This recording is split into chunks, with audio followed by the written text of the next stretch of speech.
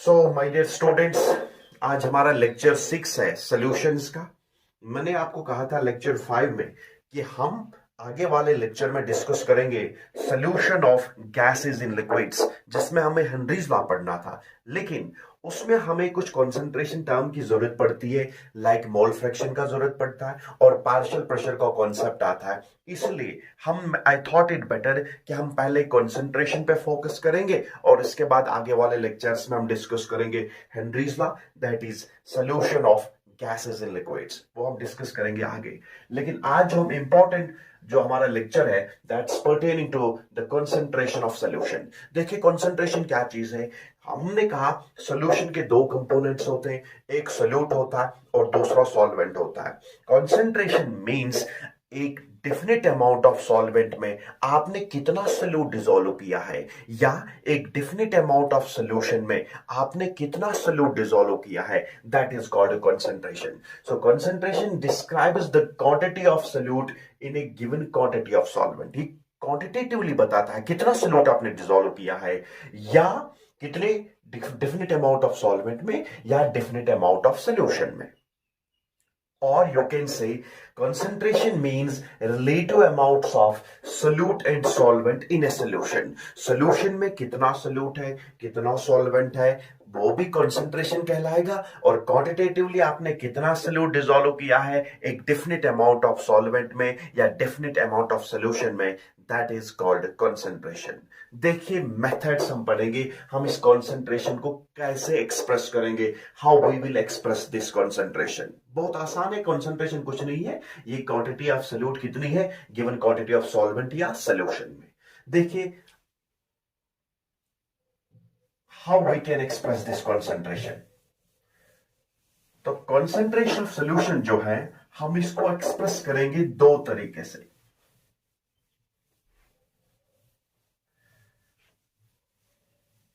So you will write methods of expressing concentration. Methods of expressing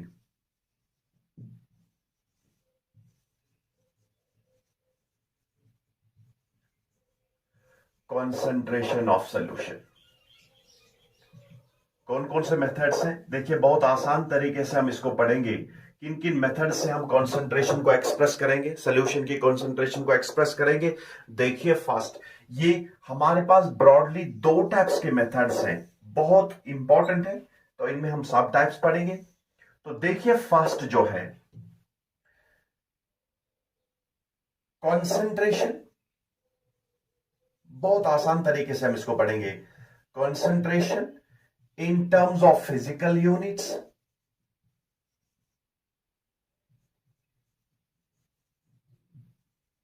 physical units, और दूसरा हम लिखेंगे concentration in terms of chemical units. देखिए एक होता है फिजिकल यूनिट जिससे आप फिजिकली मेजर करेंगे, जैसे मास है, जैसे वॉल्यूम है ना, तो क्या आप फिजिकली मेजर कर सकते हैं मास, कोई एक्सपेरिमेंट करने की जरूरत नहीं है, आप फिजिकली इसको मेजर करेंगे। देखिए अगर आप कंसंट्रेशन को एक्सप्रेस करेंगे, हम दो तरीके से इसको एक्सप्रेस करेंगे। एक मेथड होता है इन टर्म्स ऑफ फिजिकल यूनिट्स और दूसरा होता है इन टर्म्स ऑफ केमिकल यूनिट्स, जो आप केमिस्ट्री में यूनिट्स यूज करते हैं, जैसे मोल्स यूज करते हैं, नॉर्मल्स यूज करते हैं, फॉर्मल्स यूज करते हैं। देखिए concentration in terms of physical units means in terms of mass, in terms of volume. या तो इन टर्म्स ऑफ मास करेंगे या तो इन टर्म्स ऑफ वॉल्यूम कहेंगे। लेकिन यहां देखिए concentration in terms of chemical units हम तो मोल्स में एक्सप्रेस करेंगे यहां पर कंसंट्रेशन, या नॉर्मल्स में या फॉर्मल्स में, जैसे फॉर्मेलिटी आपने पढ़ी होगी एक्स्ट्रा, तो यहां पर हम केमिकल यूनिट्स इस्तेमाल करेंगे। और फर्स्ट मेथड में हम कंसंट्रेशन ब्रॉडली दो तरीके से एक्सप्रेस करेंगे। एक होता है concentration in terms of physical unit, जिसमें आप फिजिकल यूनिट्स का इस्तेमाल करेंगे, जैसे मास, जैसे वॉल्यूम हम इस्तेमाल करेंगे या पार्ट्स पर मिलियन के हिसाब से बताएंगे यहां पर। और यहां देखिए concentration in terms of chemical units, और केमिकल यूनिट्स में हम यूज करेंगे जो हम केमिस्ट्री में यूनिट्स यूज करते हैं मेजरमेंट के लिए, दैट्स मोल्स हम यूज करेंगे, या हम नॉर्मल्स यूज करते हैं जैसे नॉर्मेलिटी आपने पढ़ी होगी, या फॉर्मल्स हम यूज करेंगे जैसे फॉर्मेलिटी। Is this clear? तो let's first focus on this method, that is हम इसको कहेंगे सपोज मेथड ए है और हम इसको कहेंगे मेथड बी। तो दो ब्रॉडली मेथड्स है हमारे पास, लेकिन इनके सब टाइप्स हम पढ़ेंगे अंदर।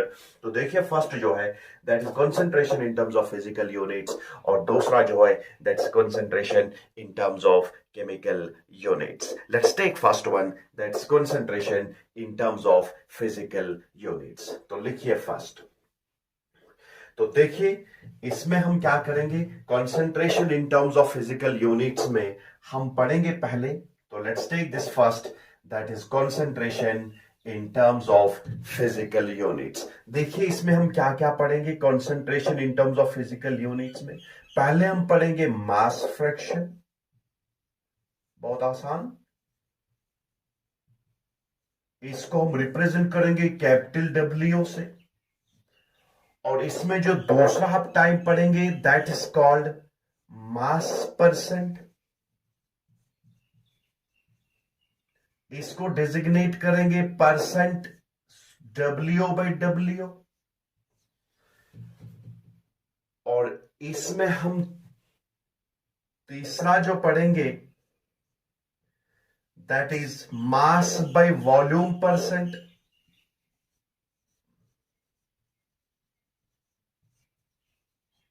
पहले हम इसी को डिस्कस करेंगे मेथड ए को, that is percent W by V. और इसके बाद हम चौथा इसमें पढ़ेंगे वॉल्यूम फ्रैक्शन।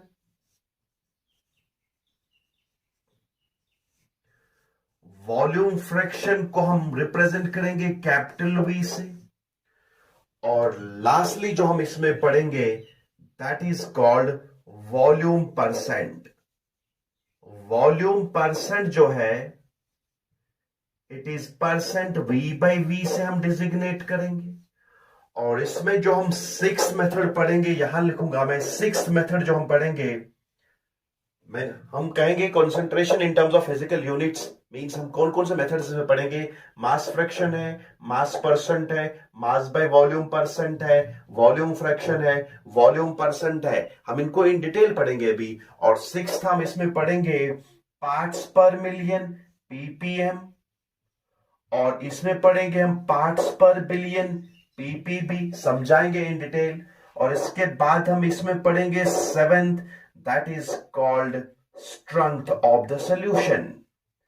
इन सारे यूनिट्स में, इन सारे मेथड्स में हम यूज करेंगे फिजिकल यूनिट, या तो मास का इस्तेमाल करेंगे और वॉल्यूम का इस्तेमाल करेंगे, या दोनों का इस्तेमाल करेंगे, मास एंड वॉल्यूम का इस्तेमाल करेंगे। यही फिजिकल यूनिट्स हम इस्तेमाल करेंगे। लेकिन वहां देखिए इन टर्म्स ऑफ केमिकल यूनिट्स को हम अलग से डिस्कस करेंगे, लेकिन पहले हम डिस्कस करेंगे concentration in terms of physical units. आप इसका स्क्रीनशॉट लेंगे, हम अलग अलग से पढ़ेंगे। पहले मास फ्रैक्शन, मास परसेंट क्या चीज है, मास बाय वॉल्यूम परसेंट क्या चीज है, वॉल्यूम फ्रैक्शन क्या है, वॉल्यूम परसेंट क्या है, पीपीएम क्या है, पीपीबी क्या है, और इसके बाद हम लास्टली पढ़ेंगे इसमें strength.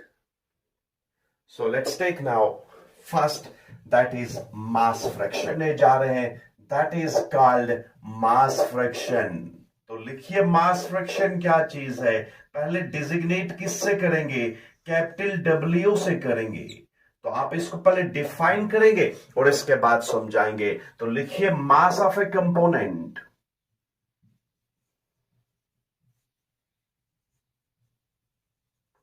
To the mass of a solution.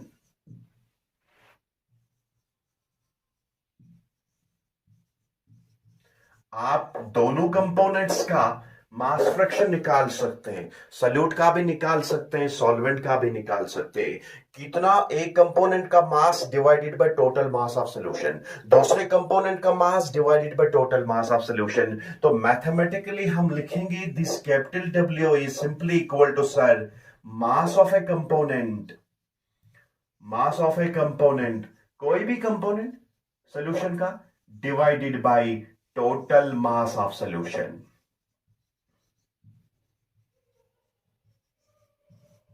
बहुत आसान है।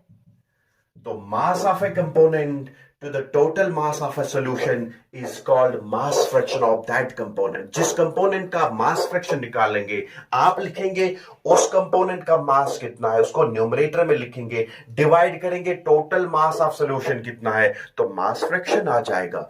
देखिए मास का यूनिट है ग्राम, तो मास ऑफ सॉल्यूशन भी ग्राम्स में लेंगे तो कोई यूनिट नहीं होगा। और in addition to that mass, देखिए मास कुछ नहीं है, नंबर डिपेंडेंट प्रॉपर्टी है। The total quantity of matter present in substance is mass. कितने फंडामेंटल पार्टिकल्स है एक मैटर में, दैट इज कॉल्ड मास। तो मास चूंकि ये वैरी नहीं करेगा टेम्परेचर के साथ साथ, इसलिए जब हम मास फ्रैक्शन को लिखेंगे it is unitless,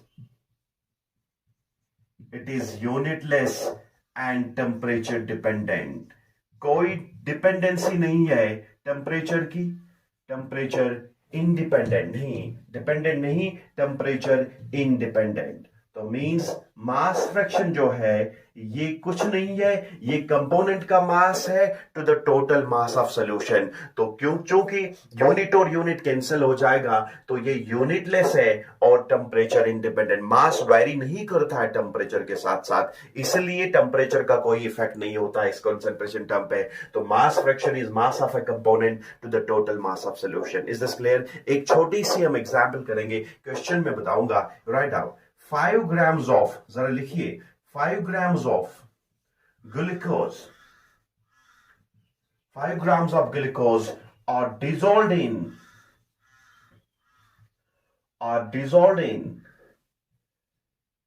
95 grams of water. Full stop. Find the mass fraction of glucose.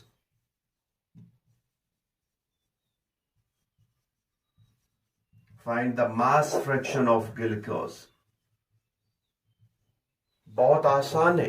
आप लिखेंगे मास फ्रैक्शन निकालना होगा ग्लूकोज का, तो W लिखेंगे, बहुत आसान सॉल्यूशन। देखिए बहुत आसान सा चीज है, दैट इज हमें निकालना है मास फ्रैक्शन ऑफ ग्लूकोज। मैंने समझाया मास ऑफ दैट कंपोनेंट, किसका निकालना है, ग्लूकोज का। आप लिखेंगे mass of glucose divided by total mass of solution. देखिए मास ऑफ ग्लूकोज जो है, so mass of glucose divided by total mass of solution, total mass of solution। बहुत आसान है, मास of glucose divided by total mass of solution. Glucose का मास कितना है, देखिए सर 5 ग्राम्स है। अगर 5 ग्राम्स है ग्लूकोज, सॉल्यूशन में कौन कौन सा कंपोनेंट है, सॉल्यूट भी है, सॉल्वेंट भी है, उसको सॉल्यूशन कहेंगे। तो सॉल्यूशन में 95 ग्राम वाटर के हैं, 5 ग्राम ग्लूकोज के हैं, तो डिवाइड करेंगे किससे, 95 plus 5, so that will be 5/100। ये भी ग्राम्स में है, ये भी ग्राम्स में, ये कैंसल आउट हो जाएगा, that will be 1/20, so that will be equal to 0.05।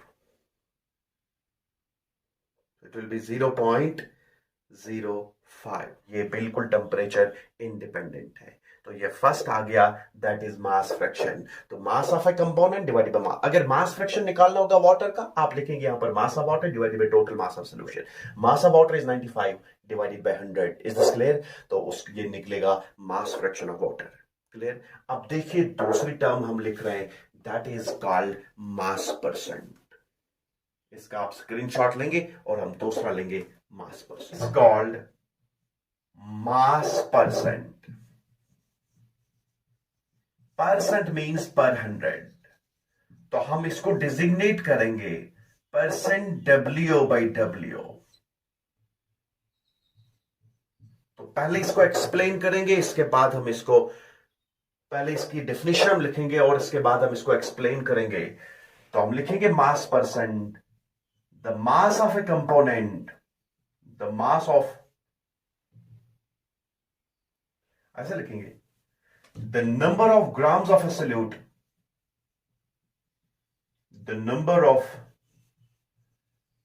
grams of a solute, solute के कितने ग्राम्स हैं, present per 100 grams of solution is called mass percent.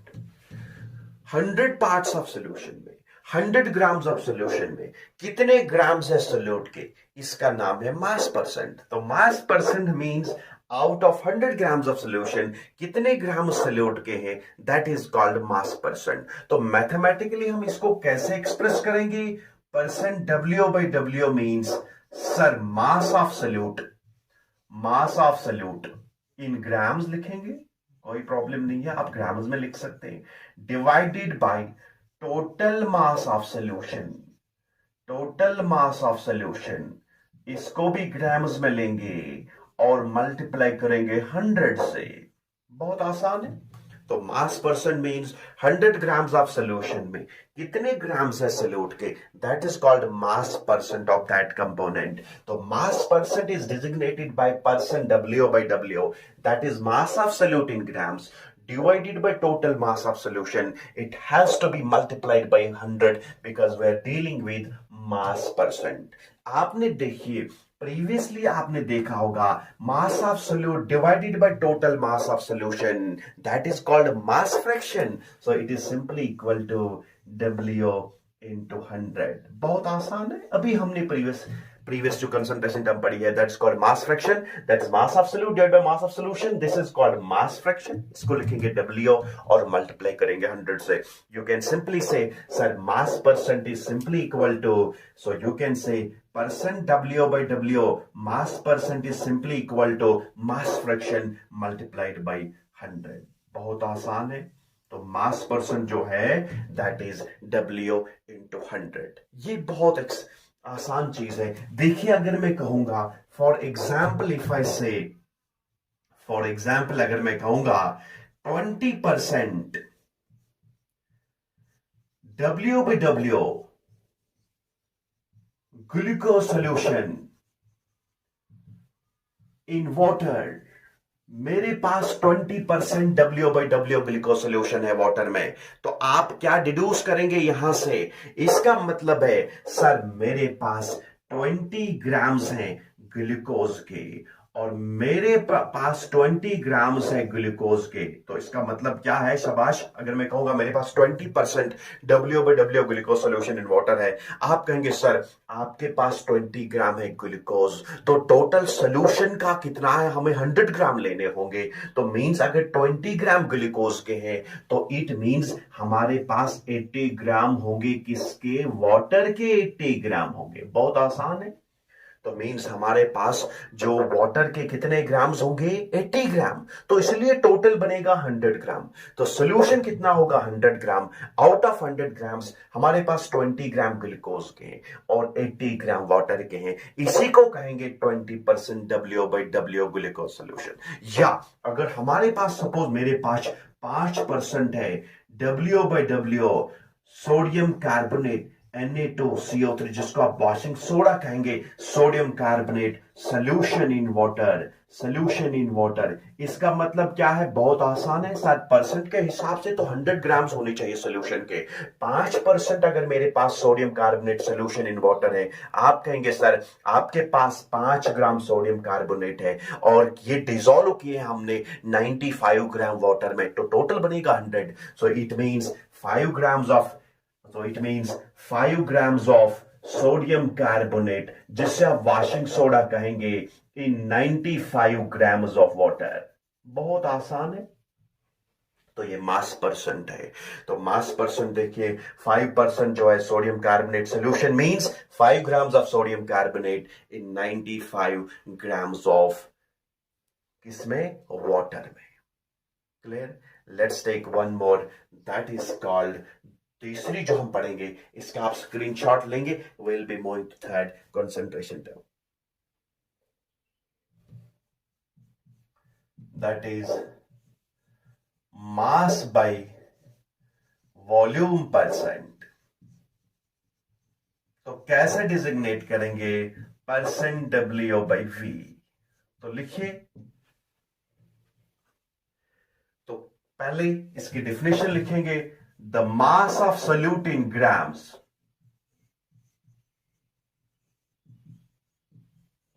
बहुत आसान है। The mass of solute in grams, देखिए percent की बात करेंगे हम, लेकिन यहां पर वॉल्यूम है, present per 100 ml of solution. So the mass of solute in grams present per 100 ml, 1 ml होता है 1 क्यूबिक सेंटीमीटर के बराबर भी, और जिसको कहेंगे 100 क्यूबिक सेंटीमीटर ऑफ सोल्यूशन। बहुत आसान है। मींस 100 ml सोल्यूशन में कितने ग्राम है सल्यूट के, that is called mass by volume percent. बहुत आसान है। और 100 क्यूबिक सेंटीमीटर सोल्यूशन में कितने ग्राम है सल्यूट के, that is called mass by volume percent. Designate कैसे करेंगे, परसेंट डब्ल्यू बाई वी। देखिए मेडिसिन या फार्मेसी में हम यूजुअली यही कॉन्सेंट्रेशन टर्म्स हम इस्तेमाल करते हैं। तो देखिए मैथमेटिकली कैसे इसको एक्सप्रेस करेंगे, बहुत आसान है। W by V sir that is equal to mass of solute in grams, solute का मास ग्राम्स में, देखिए वॉल्यूम ऑफ सॉल्यूशन देखिए, लेकिन वॉल्यूम ऑफ सॉल्यूशन हमें लेना होगा किसमें लेते हम, ml में, और इसको मल्टीप्लाई करेंगे 100 से। मैंने इसलिए कहा mass of solute in grams present per 100 ml of solution, so that is simply equal to mass of solute in grams divided by volume of solution, total volume of solution in ml multiplied by 100, because we are dealing with percent, that's mass percent. तो that is mass by volume percent. देखिए mass of solute in grams, volume of solution in ml multiplied by 100। अगर मैं कहूंगा तो, और you can से, देखिए इसमें वॉल्यूम की टर्म आ रही है। देखिए वॉल्यूम इंक्रीज होता है टेम्परेचर के साथ साथ, आप टेम्परेचर इंक्रीज करेंगे एक्सपेंशन हो जाएगा तो वॉल्यूम विल इंक्रीज, आप टेम्परेचर डिक्रीज करेंगे वॉल्यूम डिक्रीज हो जाएगा। तो मींस टेम्परेचर से ये वैरी करता है, बिकॉज इसमें वॉल्यूम की टर्म है, इसलिए हम कहेंगे it is, so mass by volume percent जो है इट इज टेम्परेचर डिपेंडेंट। ये टेम्परेचर डिपेंडेंट है, clear.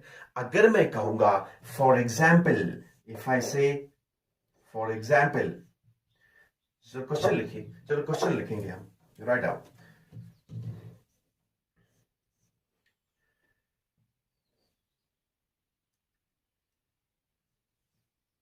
5 grams of NaCl, sodium chloride, are dissolved in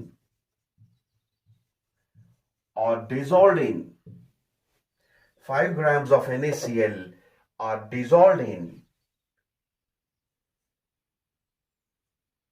500 ml of solution.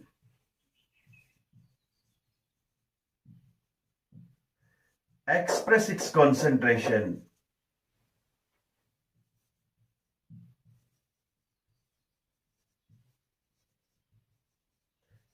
in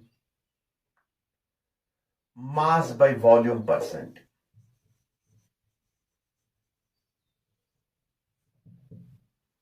ऐसा लिखेंगे 5 grams of NaCl are present in, ऐसा लिखेंगे are present in 500 ml of solution. Express its concentration in mass by volume percent. बहुत आसान है। देखिए मास by volume percent आपको पता है sir, mass of solute in grams, ऐसे लिखेंगे mass of solute in grams, volume of solution in ml multiplied by 100। अगर ये लीटर्स में होगा तो उसको ml में कन्वर्ट करेंगे, तो आप लिखेंगे सर कितने ग्राम्स हैं, 5। सर वॉल्यूम ऑफ सॉल्यूशन कितना दिया है, दैट इज 500। सर मल्टीप्लाई किससे करेंगे, सर मल्टीप्लाई करेंगे 100 से, so it will come out to be 1, है ना। So this will come out to be 1% W by V। बहुत आसान है। तो अगर मैं कहूंगा मेरे पास 1% मास by volume percent NaCl solution है, आप कहेंगे सर इसका मतलब ये है कि आपने 1 ग्राम को डिसॉल्व किया है 100 ml ऑफ सोल्यूशन में, तो मींस 1 ग्राम ऑफ सोल्यूट है 100 ml सोल्यूशन में। तो चूंकि यहां पर 5 ग्राम है 500 ml में, तो देखिए परसेंट आ गया 1% सोल्यूशन। इसका मतलब है 5 ग्राम अगर हो गए 500 ml में तो 1% सोल्यूशन कहलाएगा, या अगर 1 ग्राम होगा 100 ml में वो भी 1% सोल्यूशन कहलाएगा। सो this will be 1% WB solution. बहुत आसान है। Is this clear?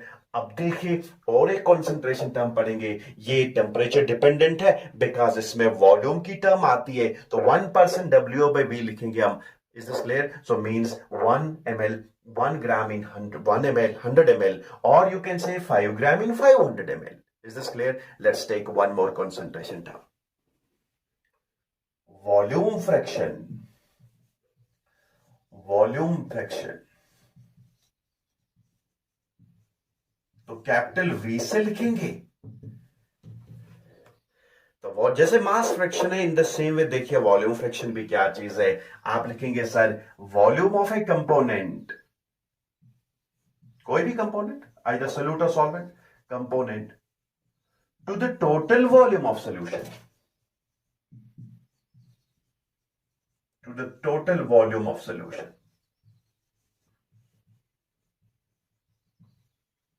तो volume of a component to the total volume of solution. तो मैथमेटिकली हम कैसे लिखेंगे वॉल्यूम फ्रैक्शन को? Sir it is volume of component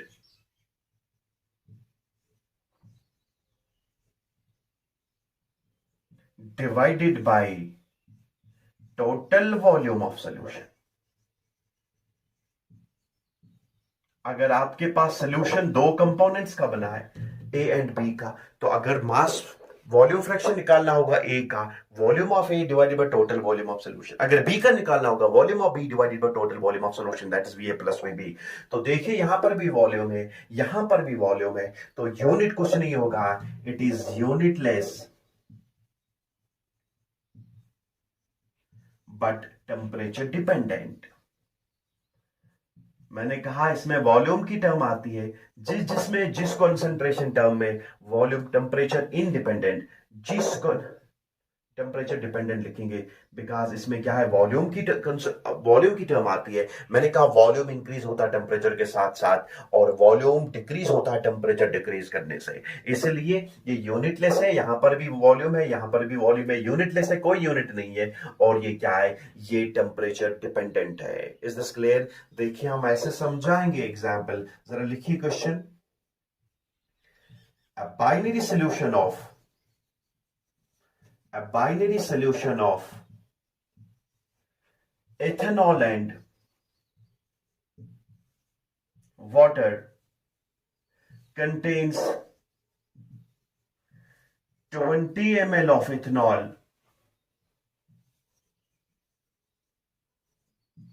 and 80 ml of water। आप कुछ भी ले सकते हैं, मैंने ऐसे लिया ethanol in water solution। तो means find the volume fraction of each component, find the volume fraction of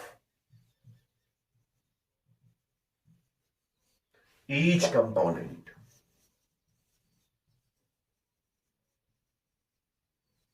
बहुत आसान है। Volume fraction of each component कैसे निकालेंगे? देखिए sir volume fraction of solution, देखिए हम पहले लिखेंगे volume fraction of ethanol, so that is called volume of ethanol divided by volume of solution. So volume of ethanol कितना है सर? 520 ml है, लेकिन सोल्यूशन में क्या क्या है? इथेनॉल भी है और वाटर भी है, तो टोटल वॉल्यूम सोल्यूशन का बनेगा 100, तो डिवाइड करेंगे 100 से, so it will come out to be 2 divided by 10, so it is 1/5, that is 0.2 आ जाएगा वॉल्यूम फ्रैक्शन इथेनॉल का। Is this clear? So volume fraction of ethanol will be 0.2। और देखिए अगर हम वॉल्यूम फ्रैक्शन वाटर का निकालेंगे sir, that is volume of water divided by total volume of solution, it will come out to be 0.8। तो volume fraction of water आ गया 0.8 और वॉल्यूम फ्रैक्शन ऑफ इथेनॉल आ गया 0.2। Is this clear? बहुत आसान है। So it is simply volume of one component divided by total volume of solution. इसमें कोई यूनिट नहीं है और ये क्या है, टेम्परेचर डिपेंडेंट है, बिकॉज इसमें वॉल्यूम की टर्म आती है। Is this clear? Now let's take one more, that is volume percent. इसका स्क्रीनशॉट लेंगे आप जल्दी से। जैसे मास परसेंट है, in the same way volume percent है, percent V by B.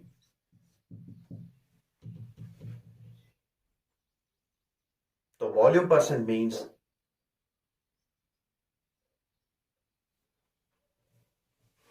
it may be defined as volume of solute किसमें in ml present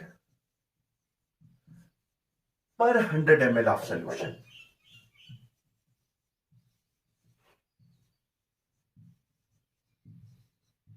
salute के कितने ml है पर 100 ml of solution में, that's called volume percent of solute। So simply equal to volume of a component present per 100 ml of solution, that is called volume percent। Solute के कितने ml है पर 100 ml solution में, because we are dealing with percent, या एक component के कितने ml है पर 100 ml of solution में, that's called volume percent of that component। तो मैथमेटिकली हम कैसे लिखेंगे परसेंट v बाई v को?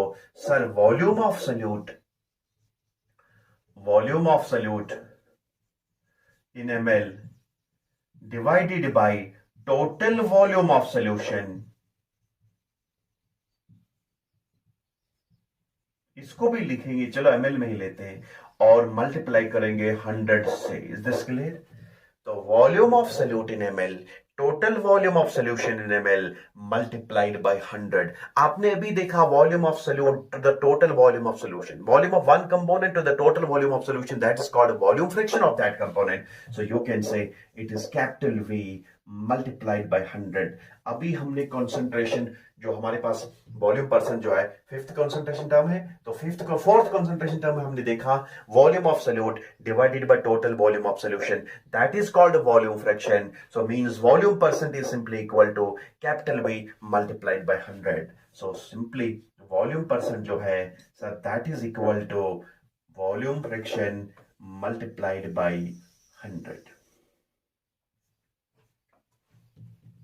यूनिटलेस है, यूनिटलेस बट टेम्परेचर डिपेंडेंट। ये यूनिटलेस है लेकिन क्या है, टेम्परेचर डिपेंडेंट है, बिकॉज वॉल्यूम टर्म आती है इसमें, यूनिटलेस है, टेम्परेचर डिपेंडेंट है। देखिए हम एग्जांपल से क्लियर करेंगे। के पास 10% V by V ethanol in water solution है। इसका मतलब क्या है? बहुत आसान है। सपोज आपके किसी रीजेंट बॉटल पे लिखा है कि इसमें 10% V by V ethanol in water solution है। इसका मतलब ये है कि टोटल हमें लेने हैं 100 ml, because we are dealing with percent, means total 100 ml में 10 ml होंगे इथेनॉल के, तो टोटल सोल्यूशन के ml है 100, तो इसका मतलब है सर 10 ml इथेनॉल है, 10 ml ऑफ इथेनॉल। बहुत आसान, लेकिन टोटल 100 ml है सोल्यूशन के। अगर इथेनॉल के 10 है तो वाटर के 90 होंगे, तो 90 ml वाटर के होंगे, 90 ml of water। और you can say 10 ml of ethanol in 100 ml of solution, because solution के 100 ml कैसे आ जाएंगे? 90 ml of water, 10 ml of ethanol, that will be equal to 90 plus 10, that is equal to 100। Is this clear? इसका screenshot लेंगे और हम कुछ examples और करेंगे। Down a question, an alloy of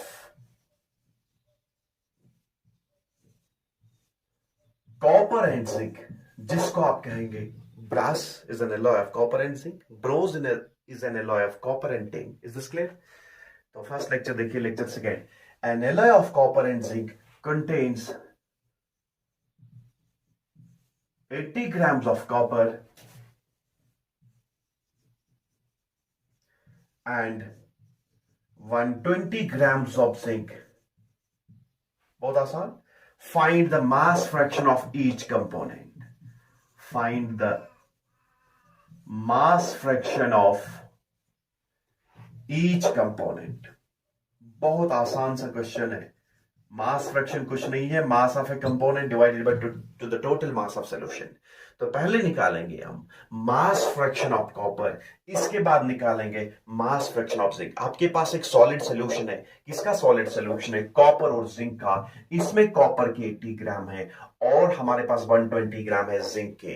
तो टोटल हमारे पास 200 ग्राम के एलॉय है, सॉलिड सॉल्यूशन है। हमें निकालना होगा mass fraction of each component, that is mass fraction of copper and mass fraction of zinc. तो मास फ्रैक्शन को देखिए हम डिजिग्नेट करेंगे कैपिटल डब्ल्यू से। आप लिखेंगे यहां पर कॉपर का sir mass of copper divided by mass of copper divided by total mass of solution. बहुत आसान है, टोटल मास ऑफ सॉल्यूशन। तो sir mass of copper is simply equal to 80। Sir total mass of solution is 120 plus 80, है ना? So it will be equal to 200 और that is simply equal to 8 by 20. So that is equal to 2 by 5. That is equal to 0.4. बहुत आसान है।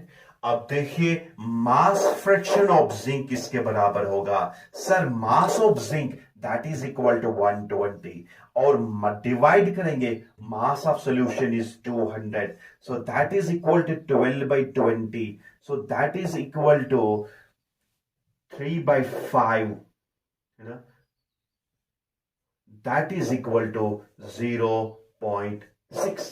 तो mass fraction निकला, copper का निकला 0.4 और जिंक का मास फ्रैक्शन निकला 0.6। ये तो मास फ्रैक्शन हमने निकाला। अगर मास परसेंट निकालना होगा तो मल्टीप्लाई करेंगे। तो देखिए अगर मास परसेंट निकालना होगा, मास percent means W by W percent किसका? हम कॉपर का लेंगे। सर दैट इज हमने देखा, आप देखिए मास परसेंट कुछ नहीं है, that is mass fraction multiplied by 100, वो में हमने किया है। सो दैट इज डब्ल्यू इंटू 100, लेकिन मास फ्रैक्शन कितना निकला? दैट इज 0.4 मल्टीप्लाई करेंगे 100 से, it will come out to be 40% W by W. और अगर मास परसेंट निकालना होगा किसका? W by W of zinc, so that is simply equal to, that is 0.6 multiply करेंगे 100 से, that will come out to be 60%। अगर एक का मास परसेंट निकलता है तो दूसरा का नहीं निकालेंगे आप, because sum of mass percents will be equal to 100, because total हम 100% means पर 100 के हिसाब से कर रहे हैं, तो sum of mass percents will be equal to 100। you write down, note करके लिखेंगे, देखिए नोट करके लिखेंगे sum of mass percents is equal to 100%। देखिए तो sum of mass percents is equal to 100%। ये हमेशा 100% के होता है। अगर एक का निकलेगा 50, दूसरे का आ जाएगा 50। अगर एक 30 दूसरा 70, अगर एक 40 दूसरा, तो एक का 40 निकालेंगे आप, दूसरा खुद निकालेंगे, that will be 100 minus 40, that is equal to 60। तो sum of mass percents is equal to 100%। Is this clear? बहुत आसान सा क्वेश्चन था। दूसरा क्वेश्चन करेंगे, तो देखिए write down a solution of ethanol in water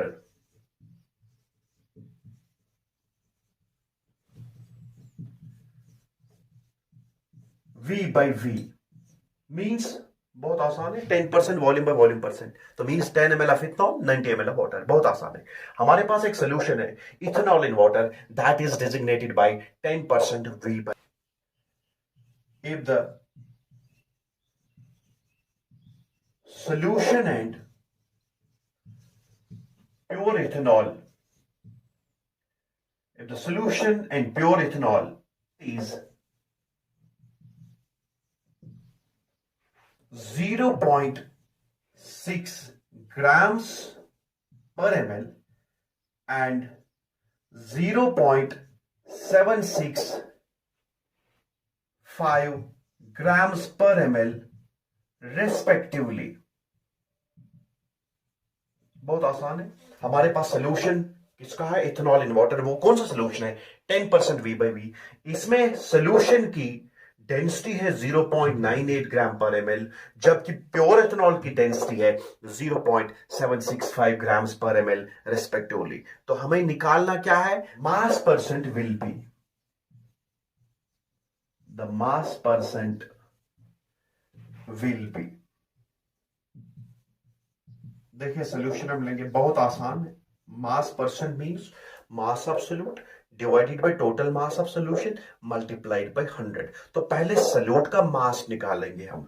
देखिए सॉल्यूट क्या है, हमारे पास सॉल्यूट है वाटर, और सॉल्यूशन क्या है, वाटर प्लस इथेनॉल। बहुत आसान है। हमारे पास सॉल्यूट इथेनॉल है, 10% है, because 10 ml of ethanol in 90 ml of water, इसी को कहेंगे 10%। टोटल 100 ml आने चाहिए, टोटल 100 ml सोल्यूशन में, तो वाटर के 90 होंगे, इसके 10 ml होंगे। तो देखिए आपको पता होता है डेंसिटी किसके बराबर होती है, density is equal to mass by volume.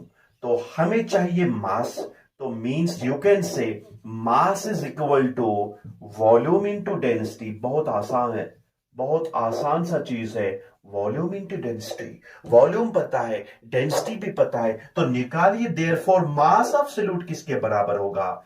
So mass of solute is simply equal to, sir, volume of solute multiplied by density of solute. So that is equal to volume of solute multiplied by density of that solute, density of solute. Sir volume of solute क्या है, हमारे पास solute ethanol है, solvent क्या है, water है, solution क्या है, ethanol plus water. Sir volume of solute is 10 ml। पहले समझना चाहिए, अगर आपके पास 10% V by V है तो इसका मतलब है सर 10 ml इथेनॉल के होंगे, 90 ml वाटर के होंगे। तो आप लिखेंगे sir volume of solute is 10, sir density of solute is given, that is equal to pure ethanol की डेंसिटी है 0.765, so that will come out to be 7.65 grams किसके निकलेंगे, इथेनॉल के। क्लियर, बहुत आसान है, आसान सा चीज है। तो इसके बाद देखिए, अब निकालिए मास of solution. Mass of solution भी क्या होगा, सॉल्यूशन का मास होगा volume of solution multiplied by density of solution. Solution का वॉल्यूम टोटल कितना है, देखिए इथेनॉल के 10 ml है, वाटर के 90 है, तो आप लिखेंगे sir it will B volume of solution is 100 multiplied by density of solution is 980.986, so it will come out to be 98.6 grams। बहुत आसान है। आपने मास निकाला सॉल्यूट का, आपने मास निकाला सॉल्यूशन से, किससे निकाला, डेंसिटी और वॉल्यूम से। तो ऐसा करने से सॉल्यूट का भी मास निकला, सॉल्यूशन का भी मास निकला। तो क्या आप मास परसेंट निकाल सकते हैं, मास of solute divided by mass of solution multiplied by 100। बहुत आसान है। तो देयरफॉर W परसेंट किसके बराबर होगा, तो देखिए that is mass of solute, that is 7.65 divided by mass of solution is 98.6 और मल्टीप्लाई करेंगे 100 से। So it will come out to be almost, it will be equal to 7.89% W/W। बहुत आसान सा चीज है। तो कैसे आपने निकाला, मास परसेंट के लिए आपको मास ऑफ सॉल्यूट चाहिए, मास परसेंट के लिए मास ऑफ सॉल्यूशन चाहिए और मल्टीप्लाई करना होगा 100 से। मास कैसे आपने निकाला, आपको डेंसिटी दी गई थी, आपको वॉल्यूम दिया गया था, तो मास किसके बराबर होता है, volume into density. Is this clear. लेकिन पहले इसको क्या करना होगा, डिकोड करना होगा। अगर आपके पास 10% V/V है, आप कहेंगे sir 10% V/V means sir 10 ml of ethanol, 90 ml of water, total 100 आना चाहिए सोल्यूशन, तो that's 10 ml of ethanol in 90 ml of water. Is this clear. Okay, we will stop here. In our next lecture हम इसी को continue करेंगे, concentration in terms of physical units, लेकिन उसमें हम इंपॉर्टेंट टर्म्स पढ़ेंगे। एक तो पढ़ेंगे पार्ट्स पर मिलियन, इसके बाद पढ़ेंगे पार्ट्स पर बिलियन, और इसी में हम क्लियर करेंगे strength of the solution. Thank you very much.